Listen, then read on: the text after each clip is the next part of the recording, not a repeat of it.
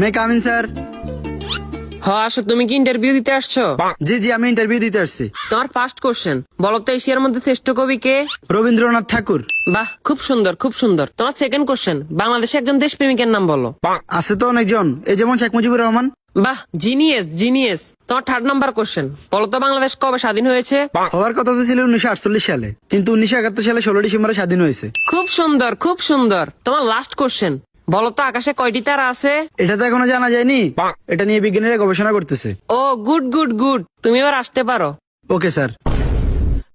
কি ও ভাই, ইন্টারভিউ দিয়ে আসছেন? হ্যাঁ ভাই, ইন্টারভিউ দিয়ে আসছি। কি কি কোশ্চেন আইলো? কোশ্চেন তো মনে নাই, কিন্তু উত্তর মনে আছে। আচ্ছা, উত্তরই কোন? রবীন্দ্রনাথ ঠাকুর, শেখ মুজিবুর রহমান। মাত্র এই দুইটে? না, আরো দুইটা আছে। আচ্ছা কোন? 1948 সালে হওয়ার কথা ছিল, কিন্তু 1971 সালে 16 ডিসেম্বর হয়েছে। এখনো জানা যায়নি, এটা নিয়ে বিজ্ঞানীরা গবেষণা করতেছে। থ্যাংক ইউ ভাই, থ্যাংক ইউ।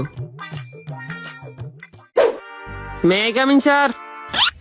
আসো। তোমার নাম কি? রবীন্দ্রনাথ ঠাকুর। তো তোমার বাপের নাম কি? শেখ মুজিবুর রহমান।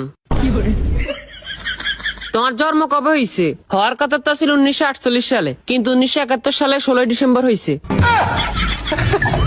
এই বেটা, তুই পাগল হয়েছিস নি? এটা এখনো জানা জানি, এটা নিয়ে বিজ্ঞানীরা গবেষণা করতেছে। no, no, no, no.